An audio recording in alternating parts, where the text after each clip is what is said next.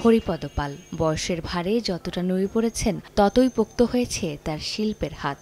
বংশ পরম্পরায় করছেন প্রতিমা তৈরির কাজ। তার কাছে কাজ শিখে ডজন ডজন শিল্পী তৈরি হলেও আজ তিনি একা হাতেই যত্নে গড়ছেন দেবী দুর্গার প্রতিমা। উজাড় করে মাতৃমূর্তি গড়ছেন ভক্তকুলের আরাধনার মতো করেই। সার্গিতে থেকে কারিগর হয়েছে, তারা বিভিন্ন জায়গায় কাজ করে খাচ্ছে। আমি শিল্পী, আমার কাজ করতে ভালো লাগে, কিন্তু দেহে কুলাতে হতো, সেই জন্য আমি ব্যালেন্স হইলে একটাই, আমি আর এর বেশি বানাবো। সাধারণত ৩ ধরনের মাটি দিয়ে প্রস্তুত করা হয় প্রতিমা। সঙ্গে মেশানো হয় বাঁশ বা খড়ের গুঁড়া। আধুনিকতার বাতাসে এখন ক্যাটালগ দেখিয়েও দেয়া হয় প্রতিমা তৈরির চাহিদা। শিল্পীরা বলছেন, যে মাটিতে মা দুর্গার প্রতিমূর্তি গড়া হয় সেই মাটিতেই তৈরি হয় পরাক্রমশীল অসুরও। দিন পঞ্জিকার হিসেব অনুযায়ী দেবী আরাধনার বাকি মাত্র কয়েকটা দিন। বেশিরভাগ মন্দিরেই প্রতিমা তৈরির কাজও প্রায় শেষ। রঙের কাজও শুরু হয়েছে কোথাও কোথাও। তবে সনাতনীরা বলছেন, এবার আগের চেয়ে কমেছে প্রতিমা তৈরির বাজেট, আর সেই সাথে কমেছে মণ্ডপের কাজও। অর্ধেক পাউডারে দ্বিগুণ উজ্জ্বলতা। নতুন রিন অ্যাডভান্সড অর্ধেক পাউডারে দ্বিগুণ উজ্জ্বলতা।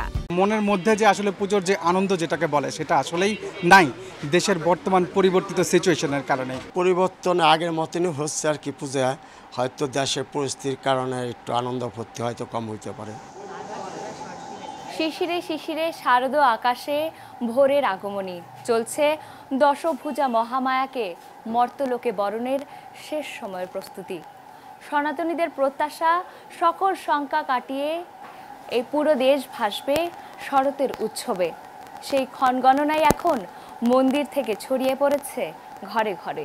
পুরান ঢাকার শাঁখারী বাজার। সারা দেশ থেকে এখানে পাইকারি দরে প্রতিমার রণসজ্জার সরঞ্জামাদি কিনতে আসেন পূজারীরা। তবে এবছর যেন তাদের ব্যবসায় ভাটা পড়েছে। একটা প্রতিমা সাজাইতে যা যা লাগে প্রত্যেকটা জিনিস আমরা তৈরি করি। শাড়ি পরায় অনেকে মাটির গয়না বেশি, এবার তো হলো মাটির গয়না করে পরাইছে অজন্তা ঠাকুরের মতো টাইপের মধ্যে, এই জন্য আর কি সেলটা কম।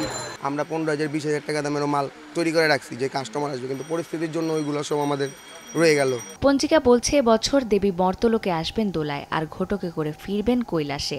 মা দুর্গা দোলায় আসছেন এবং উনি যাবার সময় ঘটকে গমন করবেন। এই সংকেত আসলে ভালো কিছু না।